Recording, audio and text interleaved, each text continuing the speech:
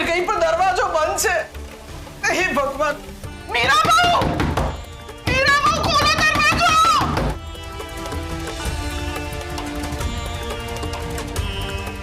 શું થયું છે? લાગે છે સ્ટોર રૂમમાં કોઈ પુરાઈ ગયું છે। સ્ટોર રૂમ માંથી ધુમાડા નીકળી રહ્યા છે, નક્કી આગ લાગે છે। તો તમે અહીંયા ઊભા શું છો? કંઈક કરો ને। અરે પણ એ તો એ લોકોની સાઈડ છે, હું કેવી રીતે જઉં? હા મમ્મી, પપ્પાની વાત સાચી છે। મીરા બહુ, ઇન્દુબેન મારી મદદ કરો ને। મોટી બા, અંદર ભયંકર આગ લાગી છે અને મને બહુ જ બીક લાગે છે। હું કેવી રીતે મદદ કરું? અરે કંઈક તો કરો, મારી મદદ કરો તમે। મીરા બહુ સાંભળો ને, સ્ટોર રૂમમાં આગ લાગી છે અને મીરા અંદર છે। તમે કંઈક કરો ને, જલ્દી કંઈક કરો ને। પણ મમ્મી તું કેમ એટલી ચિંતા કરે છે? ફરી આ કઈ પ્રશ્ન છે? અરે અંદર મીરા છે અને કંઈક થઈ જશે તો? પણ મમ્મી એ મીરા કાકીની સાઈડ છે, આપણે ત્યાં કેવી રીતે જઈ શકીએ? તમે કોઈ નહીં જાવ ને તો હું જઈશ। હું મીરાને બચાવીશ, હું મીરાને કંઈ થવા નહીં દઉં। મીરા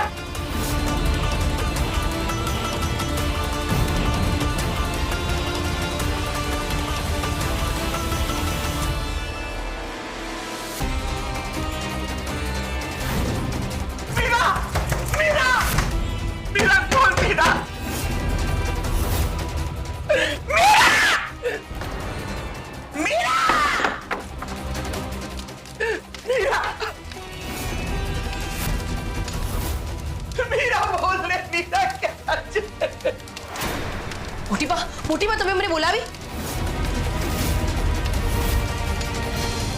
મીરા મીરા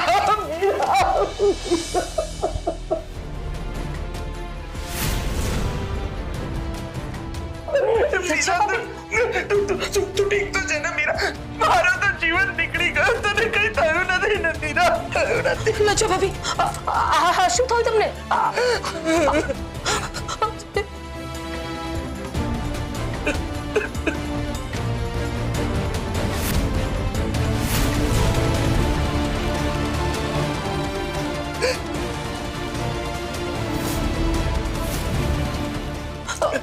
હું દવા લઈને આવો ચાલો આવો।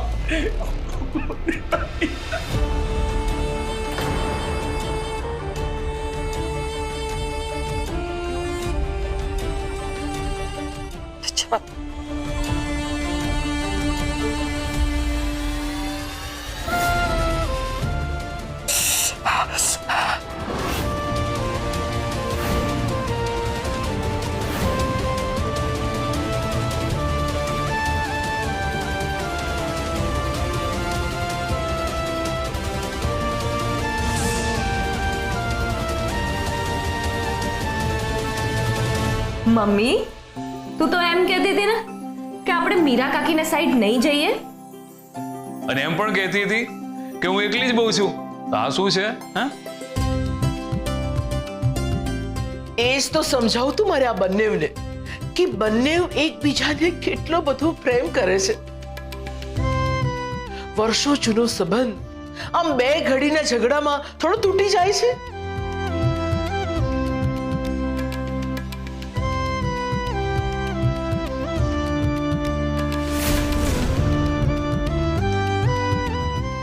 સમજી ગયા મોટી બા, અમે બંને જણા સમજી ગયા। મીરા, આઈ એમ સોરી, માફ કરી દે મને। લજ્જા ભાભી, તમારે માફી ના માંગવાની હોય, તમે તમારા મોટા બેન જેવા છો। આ વખતે માફી માંગવાનો વારો મારો। તો બોલો, આ બાજુ કોની ને પેલી બાજુ કોની? બોલો બોલો। મોટી બા, બધાની એક જ બાજુ છે। તમારી બાજુ એ જ અમારી બાજુ છે। હા મોટી બા, તમારા સંસ્કારોની બાજુ એ જ અમારી બાજુ। મીરા,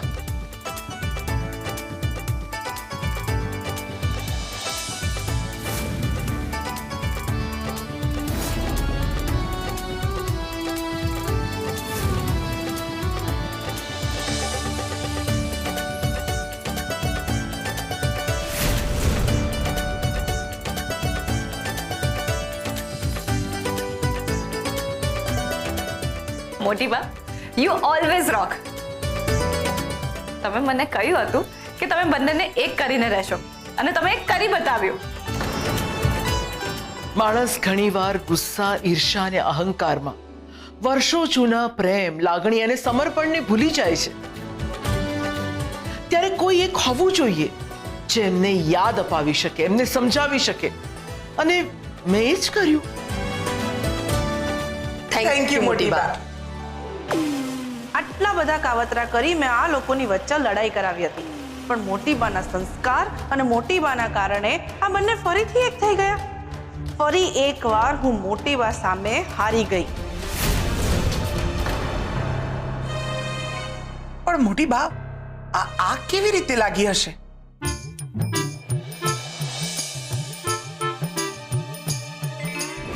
મોટી બા, તમને લાગે છે આ પ્લાન કામ કરશે?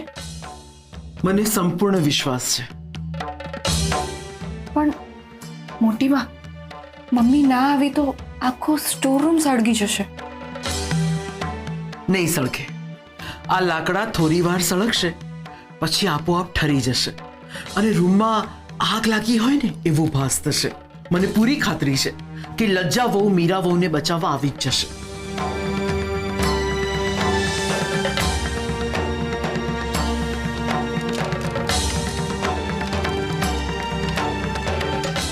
જા, લજ્જા વહુ પાસે જા, એમને બોલાવીને લા.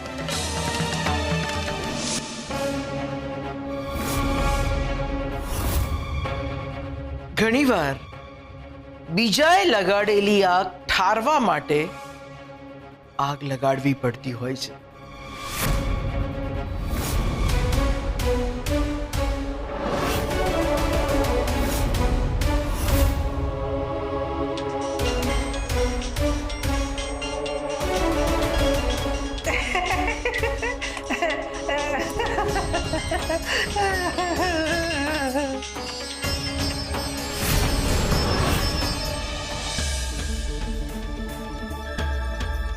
અયાન, કહો તો ખરા કે આપણે ક્યાં જઈ રહ્યા છીએ? સરપ્રાઈઝ છે. તને ફરવા લઈ જઉં છું. પણ અચાનક કેમ બહાર ફરવા જવાનો પ્લાન કર્યો? ખાસ તારા માટે. તને શાંતિ મળે ને એટલા માટે. અને એમ પણ આ ઘરમાં અત્યારે બહુ જ બધા કંકાસ ચાલી રહ્યા છે, અને હું નથી ઈચ્છતો કે તારા પેટમાં રહેલું આ બાળક આ ઝઘડો જુએ અને સાંભળે. નેગેટિવિટી સારી નહીં.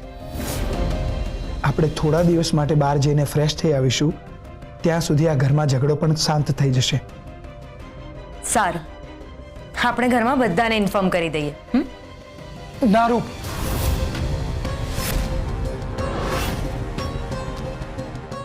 કેમ ના?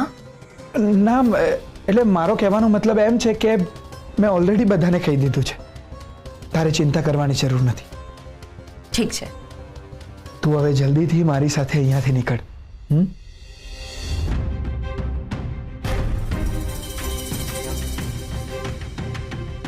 રૂપ,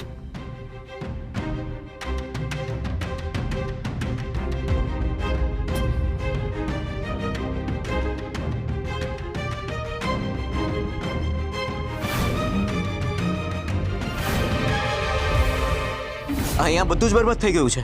હે? આ તો શું બોલે છે? બધું બરબાદ થઈ ગયું એટલે? સરગમ અને ચિરાગ અહીંયા આવી પહોંચી ગયા હતા અને એ લોકોને હકીકતની જાણ થઈ ગઈ છે. શું? હા મેડમ, એ લોકોને હકીકતની જાણ થઈ ગઈ છે.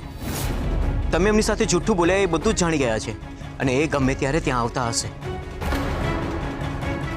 મને લાગે છે કે હવે મારે અહીંયાથી નીકળી જવું જોઈએ, નહીતર હવે હું બચી નહીં શકું. લજ્જા વહુ, તમે મીરા વહુને બહુ જ પ્રેમ કરો છો, એટલા માટે તો તમે દોડી ગયા. એ વિચાર કર્યા વગર કે તમે દાજી જશો, તમે એમને બચાવવા આવી ગયા. શું કામ સંતાડો છો? આજે તમે સાબિત કરી દીધું કે તમારા મનમાં મીરા વહુ માટે લાગણી છે,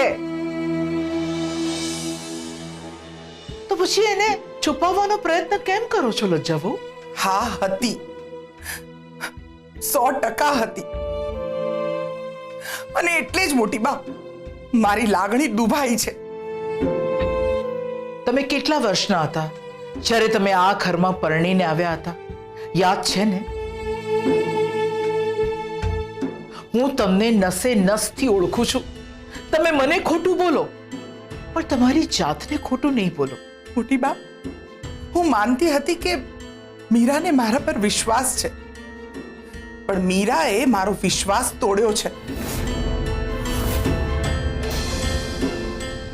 એને મારા પર શંકા કરી મોટી બા, અને એટલે જ મારી લાગણી દુભાઈ છે. મને ખોટું લાગ્યું છે. કોઈ વિશ્વાસ નથી તૂટ્યો. આ બધું મારા કારણે થયું છે.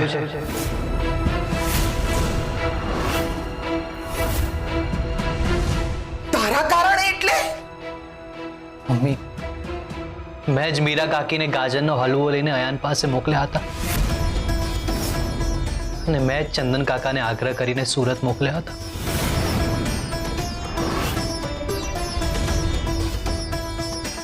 મને માફ કરી દેજે મમ્મી. આ બધું મેં ઇન્દુ આંટીના કહેવા મુજબ કર્યું છે.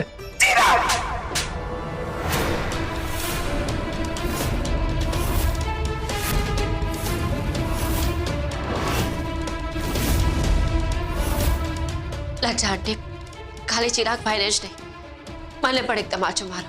કેમ? કારણ કે આ કાવતરામાં હું પણ સાથે હતી. સરગમ, તે? હા, મેં આ કર્યું, પણ મેં બધું જ મજબૂરીમાં કર્યું છે. ઇન્દુ આંટી કહ્યું કે અનાહિતાદી જીવે છે, અને જો મારે એમને જીવતા રાખવા હોય ને તો તમારા બંને વચ્ચે ઝઘડો કરાવવો પડશે. અને એટલે જ મેં લજ્જા આંટીનો ફોન લઈને એમના અવાજમાં ચંદન કાકાને ફોન કરીને અહીંયા બોલાવ્યા.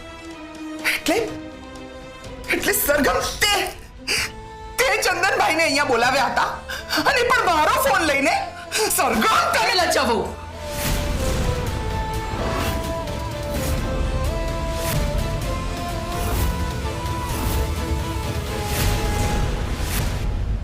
નહીં મોટી બા, આજે હું નહીં રોકાઉં.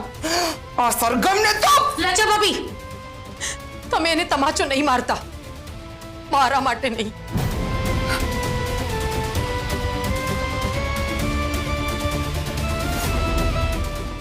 એકવાર વિચાર તો કરો, એણે જે કર્યું છે એની બેન માટે કર્યું છે. એની બેનના જીવનો સવાલ હતો. એના ચહેરાના હાવ ભાવ પરથી ચોખ્ખું દેખાઈ રહ્યું હતું કે આપણી પાસે ખોટું બોલી રહી હતી ત્યારે એ અંદરથી દુઃખી થઈ રહી હતી, અને એટલી જ અપરાધી ભાવના એની અંદર રહેલી હતી. તમે વિચાર તો કરો, તમે ફક્ત મને તમારી બેન માનો છો, તો પણ મને બચાવવા માટે તમે તમારો હાથ મારી નાખ્યો. તો પછી એ તો એની સગી બેન છે, એના માટે શું ના કરે? લજ્જા આંટી, મીરા આંટી, તમારે બંને મને જેટલું મારવું હોય, લડવું હોય લડી લો, પણ પ્લીઝ તમે મને એકબીજાથી જુદા ના થતા. કોઈ બીજાના ભૂલની સજા તમે પોતાની જાતને ના આપશો. ચલો, જે થયું એ. મને એક વાતનો આનંદ છે કે મારા સંસ્કારોએ આ ઘરને ફરી એકવાર તૂટતું બચાવ્યું છે. મીરા, સોરી. સોરી લજ્જા ભાભી. ના, મોટા બેન. મીરા,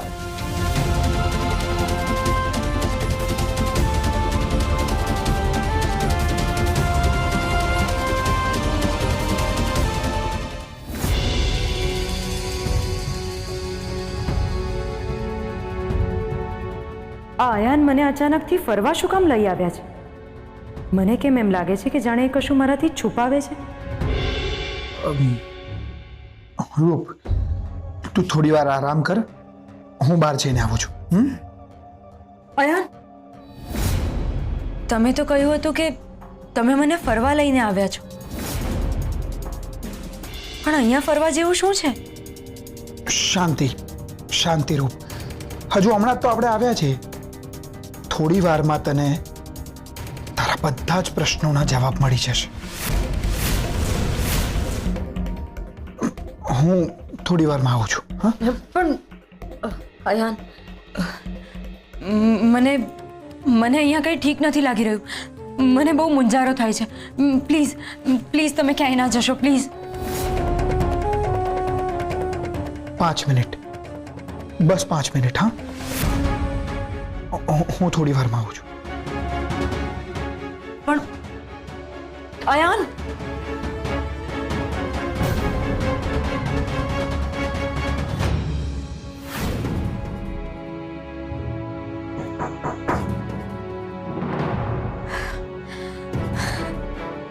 લાગે છે મારી વાત માનીને અયાન પાછા આવી ગયા હશે.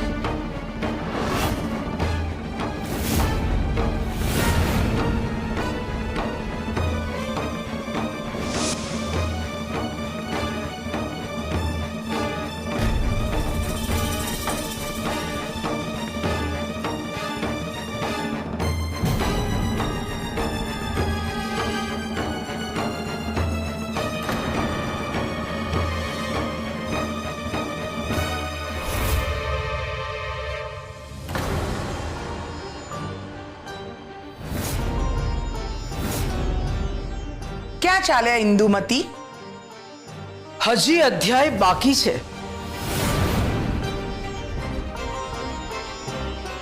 મોટી બા, મારી ભૂલ થઈ ગઈ. મેં તમારી હારે આટલું ખોટું કર્યું પણ તોય તમે મને માફ કરી દીધી. મારી પ્રકૃતિ તો બદલાઈ નહીં, પણ હવે મારી આંખો ખુલી ગઈ છે. મોટી બા, તમારા જેવા વ્યક્તિ મોઢેથી કંઈ પણ બોલે પણ મનથી એવા ને એવા જ રહે. મોટી બા, બહુ માફ કર્યા અમને. મને તો લાગે છે કે હવે અમને પોલીસના હવાલે કરી દેવા જોઈએ. લજ્જા ભાભીની વાત એકદમ સાચી છે. ના, એમની પ્રકૃતિ પ્રમાણે એમણે કર્યું, પણ આપણા સંસ્કાર કહે છે કે એમને માફ કરી દેવા જોઈએ.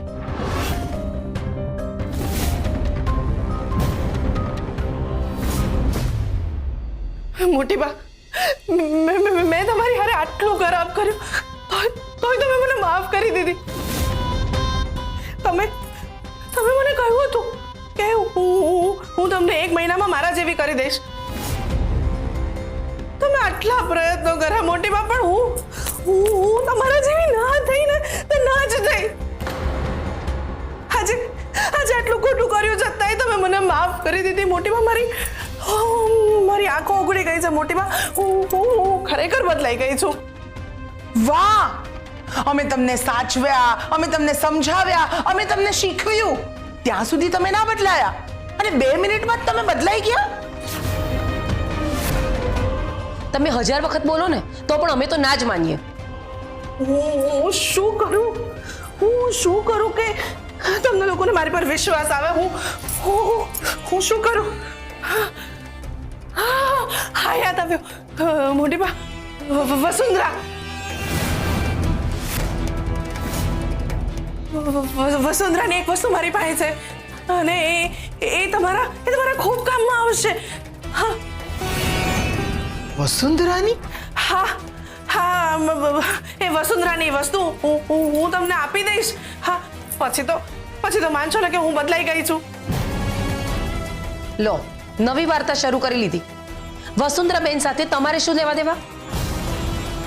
મોટી બા, તમે આમની વાતોનો વિશ્વાસ નહીં કરો.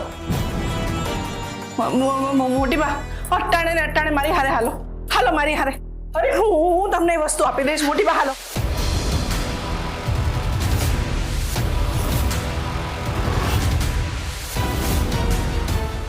કોઈ વાંધો નહીં. આટલી વાર આપણે એમને એક તક આપી જ છે ને, તો એક વધારે. આપણે ફરીથી એમની વાત ઉપર વિશ્વાસ કરીએ. મોટી બા, તમારી ઈચ્છા છે તો ભલે, બાકી હું તો ના જ કહું છું. હું પણ હવે તો હું પણ સમજી ગઈ છું કે આ ઇન્દુબેન જેવા વ્યક્તિ ક્યારે બદલાઈ જ ના શકે. એકવાર હું પણ જોવા માંગુ છું કે ઇન્દુબેન કેટલા નીચે પડી શકે છે, કે પછી ખરેખર એમનામાં બદલાવ આવી ગયો છે. મોટી બા હજી પણ એકવાર વિચાર કરી લેજો. ચલો